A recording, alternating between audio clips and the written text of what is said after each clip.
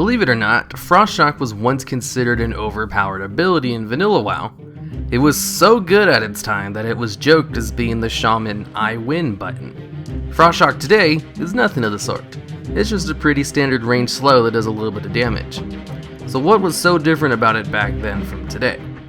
In its very first form, Frost Shock had a 20-yard range, 6-second cooldown, and lasted 8 seconds, and did a little bit of upfront damage. Oh, did I say a little bit? I'm sorry, I meant a lot of damage. Shamans could kite you with just using Frost Shock off cooldown every 6 seconds, because it did both good damage and slowed. It really was all you needed to win against other classes in PvP. No other class had a range slow with a duration longer than its cooldown, let alone one with good damage. Plus, mobility wasn't really a thing in vanilla, so being kited was a big deal. Warriors could only charge out of combat, rogues had sprint on like a 5-minute cooldown, and hunters didn't get the jump back portion and disengage until Wrath of the Lich King. Until then, all it did was reduce threat. So you could just run around in circles kiting a rogue or warrior for days, or just get in the face of a hunter and stay inside his melee range or try messing with him in his dead zone of 5 to 8 yards, all while just spamming Frost Shock. Lots of people complained about how Frost Shock was a one-button I win attack, because it kinda was. You could legitimately beat someone with just Frost Shock, but it wasn't really that bad. Notice how I only listed 3 classes? In patch 1.4, DRs were added for slows, making Frost Shock no longer a one-win button. With the DRs, you could only use Frost Shock 3 times before the target became immune to the slow. Until patch 1.6, targets were also immune to the damage of Frost Shock once it reached full DRs. So for the rest of vanilla, Frost Shock wasn't an overpowered spell, but still pretty good, and the DR on slows wasn't removed until the Burning Crusade. Speaking of BC, Frost Shock was changed in BC to give extra threat on use, in case shamans wanted to pull threat on a mob for some reason. It makes sense to tie an extra threat generator to a slow, I guess. So Frost Shock wasn't the worst ability in the world to get this treatment. Also, like I said a little earlier, this is also when the DRs on Frost Shock slow was removed. In Wrath, Frost Shock no longer did tons of damage. It had talents that would also give Frost Shock a root if used on targets 15 yards away.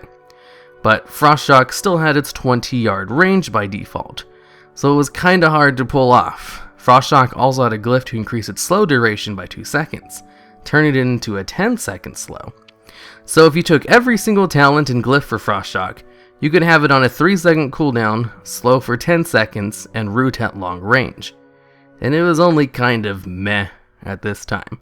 But in Wrath of the Lich King, nearly everyone had mobility or gap closers now, and PvP was probably the most bursty it's ever been in the history of the game.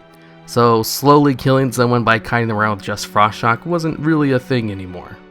In Cataclysm, when Blizzard finally made the push to make nearly every range attack of a 40-yard range by default, Frost Shock kept its short 20-yard range. It was increased to 25 yards a little later on though, which was still pretty short. In Warlords of Draenor, it finally stopped causing extra threat. In Legion, Frost Shock underwent a few changes. Its cooldown was removed, so for the first time it no longer had its shared 6-second cooldown with the other shocks. Its range was also finally increased to 40 yards, and now only available to elemental shamans. Shamans can use Maelstrom to increase its duration and damage. Also, if you take the talent Ice Fury, you can become a pseudo-vanilla shaman again for a short time. This spell will buff your next 4 Frost Shocks by 400% after using it, allowing you to spam hard-hitting Frost Shocks, each one hitting for nearly 3 times the damage of a single lightning bolt, like the days of old.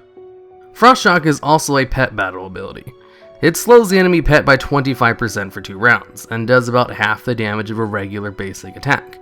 So it's pretty similar to how Frost Shock works in game for shamans. Well, kinda. Frost Shock is actually pretty terrible slow. There are other slows in pet battles much better, but Frost Shock does count the target as chilled while they're slowed, which allows you to do combo plays with Deep Freeze that other slows do not. So as a slow, it's pretty mediocre, but as a combo move, it's pretty mediocre as well. You won't see any top tier pets using Frost Shock. And that's it for the video. I will be doing videos on the other 2 shocks as well pretty soon. So if you have any idea for a different kind of history video, just let me know and I might make it. But you should probably check my playlist on this series to see if I've already gone over your suggestion, because I do get a lot of requests and abilities I've already gone over. Frost Shock!